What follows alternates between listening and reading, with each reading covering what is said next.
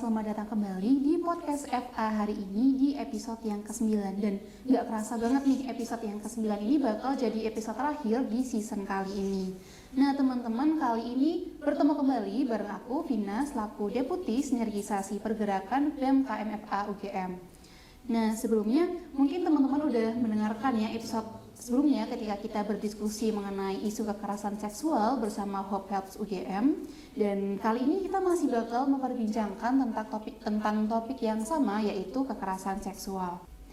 Nah mungkin sebagian dari teman-teman udah tahu ya kalau beberapa waktu yang lalu BEM KMFA baru saja merilis SOP pencegahan dan penanganan kekerasan seksual, dan ini merupakan salah satu bentuk konsen kita terhadap isu yang sedang diangkat. Dan SOP PPKS ini diusung oleh tim advokasi BEM KMFA UGM, dan sampai saat ini masih kita usahakan untuk dapat diimplementasikan kepada seluruh kalangan KMFA. Nah, oleh karena itu, di sini aku bersama dua rekan aku bakal ngobrolin bareng terkait SOP PPKS itu sendiri. Di sini aku bersama Fadel dari tim advokasi BEM KMFA UGM dan bersama Inggita selaku ketua dari BEM KMFA UGM. Hai Inggit, hai Fadel, apa kabar? Halo Vina. Halo Kak. Oke, mungkin boleh dong kenalan lagi ke teman-teman. Oke.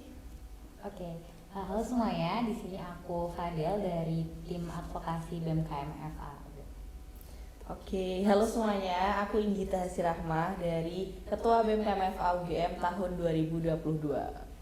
Oke, jadi isu kekerasan seksual itu kan memang salah satu fokus utama ya yang diangkat Inggit di periode ini.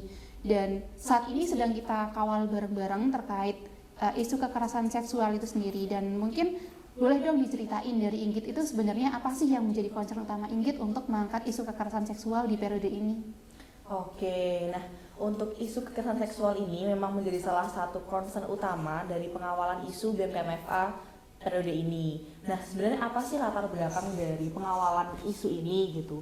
Dulu ketika kami merencanakan isu ini akan dikawal itu berawal dari banyak sekali mahasiswa, utamanya waktu itu baik di UGM maupun di luar kampus UGM yang mulai speak up dan berbicara mengenai kasus yang ia alami. Waktu itu banyak sekali mahasiswa yang akhirnya speak up bahwa dia merupakan salah satu korban kekerasan seksual. Nah, mulai dari situ saya berpikir bahwa wah, ini merupakan satu hal yang menarik yang perlu kita kawal sebagai bentuk pencegahan kekerasan seksual di kampus kayak gitu.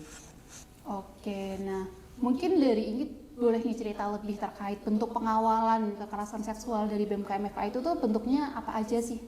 Oke, untuk pengawalan isu ini ada cukup bermacam-macam ya. Jadi salah satunya juga ini melalui podcast FA hari ini juga merupakan salah satu bentuk kita untuk mengawal isu kekerasan seksual ini. Kemudian yang utama juga adalah kita membuat SOP PPKS atau pencegahan dan penanganan kekerasan seksual, di mana ini merupakan landasan dari BEM KMFA untuk menindak adanya kasus kekerasan seksual. Kemudian bentuk pengawalan lain adalah kita membuat kajian dan juga ada video edukasi yang menunjukkan atau mengedukasi seluruh mahasiswa dan juga seluruh masyarakat mengenai kekerasan seksual itu sendiri. Selain itu juga kita mengkampanyekan segala bentuk penolakan terhadap kekerasan seksual. Waktu itu kita membuat sebuah campaign ya di BEM KMFA yang mana kita menunjukkan sebuah foto disertai dengan poster yang intinya adalah kita menolak segala bentuk kekerasan seksual dan kita membela korban, seperti itu.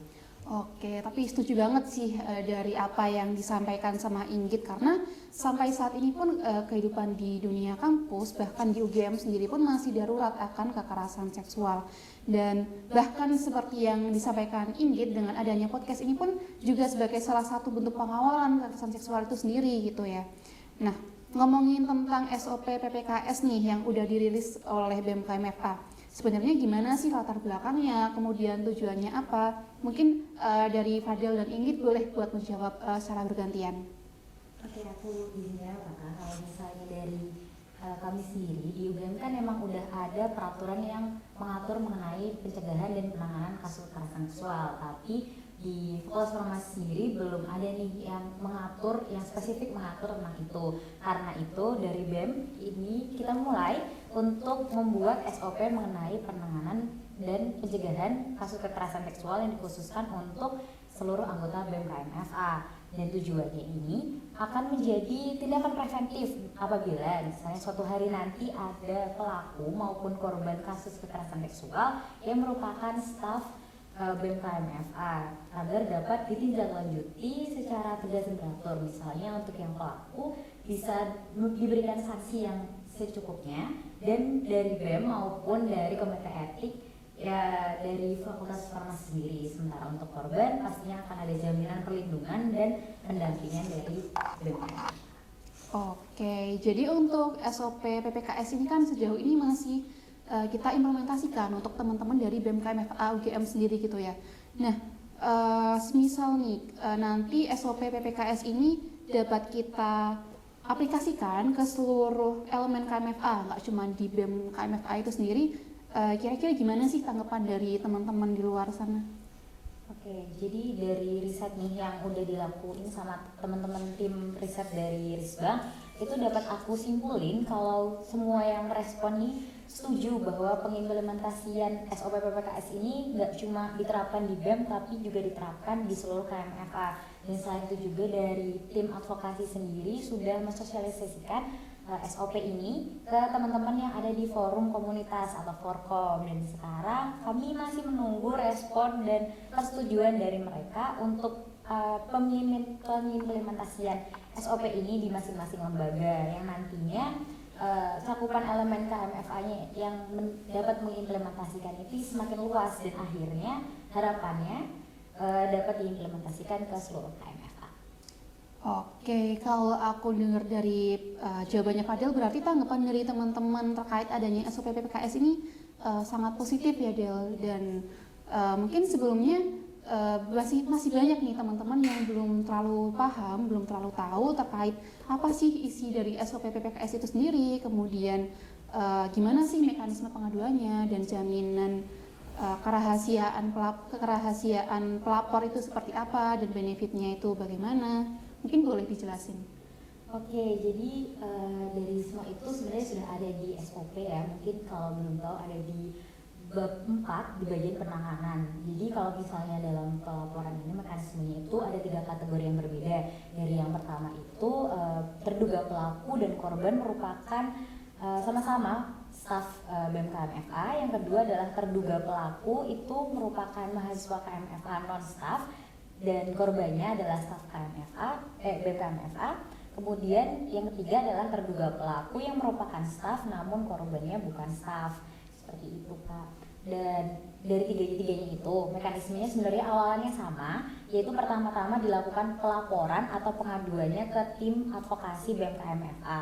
Lalu dari tim advo sendiri akan memastikan akan reach out dari si korban maupun pelapor apakah kasus ini ingin ditindaklanjuti secara lebih jauh dan lebih tegas atau tidak. Kalau misalnya tidak, nanti kerahasiaannya akan dijamin berhenti di tim advokasi saja. Tapi kalau misalnya nih dari korban maupun pelapor ingin ditindaklanjuti lebih jauh, maka kami akan menelusuri apakah si terduga pelaku ini benar-benar melakukan kasus kekerasan seksual. Tentunya nggak cuma dari tim advokasi sendiri, kami juga bekerja sama dengan ULT UGM. Oke, mungkin aku pengen tanya lebih lanjut nih. Berarti kan tadi ada 3 kategori. Yang pertama adalah pelaku dan korban sama-sama staf dari BEM KMFA UGM. Kemudian yang kedua pelakunya dari non-staf, sementara korbannya adalah dari staf BEM KMFA. Sementara yang ketiga adalah pelakunya staf BEM KMFA dan korbannya non-staf gitu ya. Nah, kalau dari sanksi yang sekiranya bakal didapatkan itu tuh kira-kira gimana sih? Mungkin dari yang ketika dua-duanya adalah staf dari BEM KMFA. Oke, kalau misalnya tadi menjawab dari yang tadi itu, setelah ada dua-duanya antara korban maupun pelapor setuju untuk ditindaklanjuti lebih jauh dan tim advokasi serta ULT sedang menelusuri, dari BEM KMFA akan menonaktifkan dari pelaku maupun korban, terduga pelaku maupun korban agar tidak bekerja dulu di BEM KMFA ini. Kemudian dari situ akan dilakukan tahap penyelidikan, dan apabila sudah terbukti, maka terlapor atau terduga pelaku akan langsung dikeluarkan secara tidak hormat oleh BEM KMFA. Sementara korbannya nih akan dilakukan pendampingan dari mentalnya maupun fisiknya apabila terjadi pelecehan fisik itu bersama dengan PLP maupun psikolog yang terkait. Oke, mungkin buat yang selanjutnya, kalau misalnya pelakunya dari non-staff sementara korbannya dari staf BEM KMFA, itu bakal gimana kira-kira? Oke, kalau misalnya terduga pelakunya ini merupakan non-staff tapi korbannya staff, yang korbannya ini sama akan dilakukan penonaktifan staff oleh BEM KMFA. Kemudian dari terduga pelaku ini akan langsung kami laporkan ke komite etik yang sudah ada di Fakultas Farmasi sendiri. Dan dari kami pastinya akan melakukan pengawalan, tim advokasi akan melakukan pengawalan terhadap kasus ini hingga kasusnya selesai. Tidak dipungkiri juga bahwa kami akan melakukan pendampingan juga terhadap korban. Oke, nah mungkin ini yang terakhir, kalau misalnya tadi kan udah sesama staff, kemudian pelakunya non-staff, kemudian korbannya staff. Mungkin yang terakhir, kalau pelakunya staff dan korbannya non-staff ini bakal gimana? Oke, kalau misalnya yang pelakunya staff tadi mungkin sama akan dilakukan penonaktifan staff oleh BEM KMFA. Kemudian apabila memang terduga pelaku ini terbukti bahwa sudah memang benar melakukan kasus kekerasan seksual, maka akan dikeluarkan secara tidak hormat oleh BEM KMFA. Selain itu juga apabila benar-benar semua dari pelaku itu terbukti, maka kami akan langsung memberikan kasus ini kepada komite etik dari Fakultas Farmasi. Kami juga melakukan pengawalan kasus di situ. Dan dari korbannya sendiri nih yang bukan merupakan staff, bukan berarti kami akan langsung lepas tangan begitu saja. Kami akan tetap melakukan pendampingan dan perlindungan dari perlindungan kerahasiaan maupun pendampingan mental dan fisik.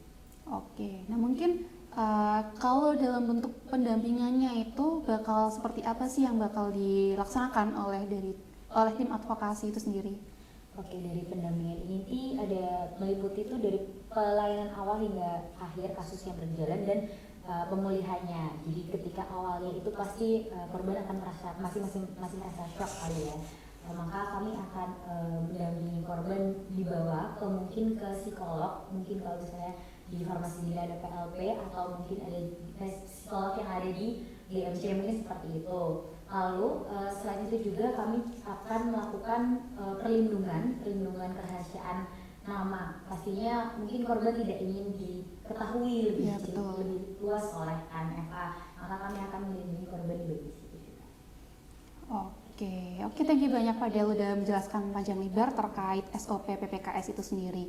Nah, buat perjalanan dari SOP PPKS itu kan udah sampai sejauh ini ya, dan berdasarkan cerita dari Pak Del juga tadi respon dari teman-teman sangat positif gitu ya. Nah, kalau dari Inggit pribadi kira-kira gimana sih harapannya terkait SOP PPKS ini ke depannya di KMFA? Oke, terkait dengan SOP ini memang SOP-nya masih berjalan untuk lingkup BEM KMFA saja, karena tujuan utama kami awalnya memang melindungi yang utama dari teman-teman pengurus BEM KMFA terlebih dahulu.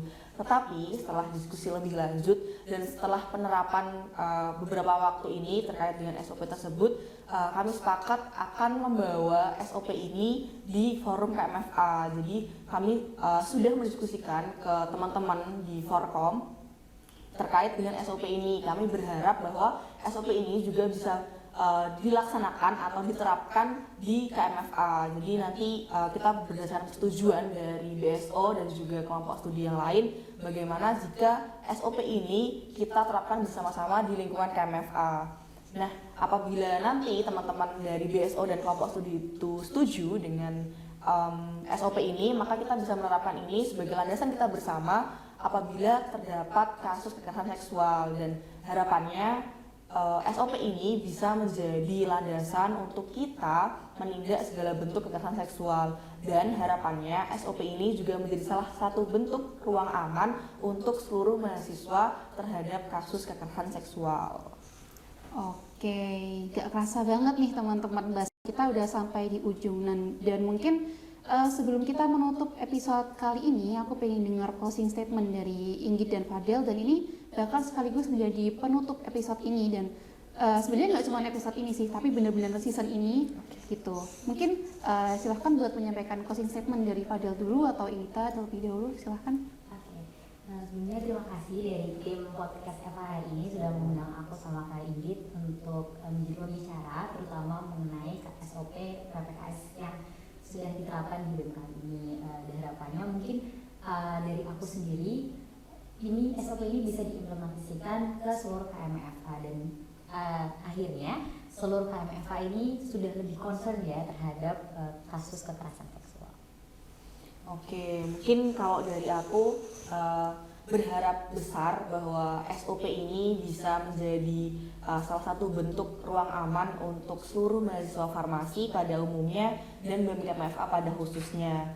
Dan melalui pengawalan isu kekerasan seksual ini, saya juga berharap bahwa tingkat kepedulian dan juga awareness teman-teman mahasiswa farmasi khususnya itu bisa lebih meningkat dan lebih concern terhadap hal-hal seperti ini.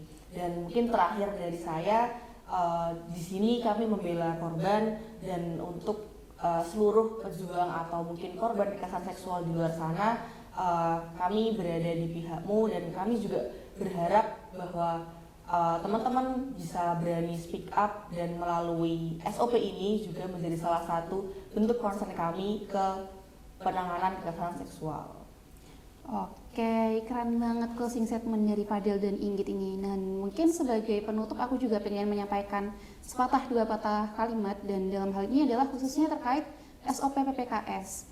Dan SOP PPKS ini harapannya dapat menjadi angin segar ya buat teman-teman KMFA dalam menjalankan aktivitas dengan nyaman dan aman di lingkungan kampus. Dan bagaimanapun lingkungan kampus ini sudah seharusnya untuk menjadi wadah yang aman untuk belajar, mengembangkan diri, dan berekspresi tanpa khawatir terkait hal-hal yang bersifat mengancam. Dan dengan adanya SOP PPKS ini, harapannya kita dapat saling melindungi satu sama lain, dan semisal nanti pada akhirnya hal buruk itu terjadi, kita memiliki landasan untuk melindungi korban dan mencari keadilan bagi korban. Dan ini bukan berarti kita mempersilahkan untuk terjadi kasus di KMFA gitu ya teman-teman. Kemudian dengan adanya SOP PPKS ini juga harapannya dapat memberikan wadah buat teman-teman yang sekiranya nanti ketika terjadi suatu kasus dan menjadi korban, dapat menjadikan mereka mau untuk angkat bicara gitu. Dan ini merupakan salah satu alasan kita untuk mengangkat tagline The Unspoken Truth sebagai bentuk pengawalan isu kekerasan seksual yang kita laksanakan akhir-akhir ini di BEM KMFA. Kemudian terima kasih buat teman Karsa yang sudah berkenan untuk mendengarkan podcast FH hari ini dari awal sampai akhir, baik di episode ini maupun di episode-episode sebelumnya. Dan semoga series podcast FH hari ini dapat bermanfaat bagi teman-teman dalam memahami isu-isu yang sedang berkembang di sekitar kita. Akhir kata, terima kasih banyak dan sampai jumpa di season selanjutnya. Podcast FH hari ini mengubah katanya menjadi obrolan bermakna.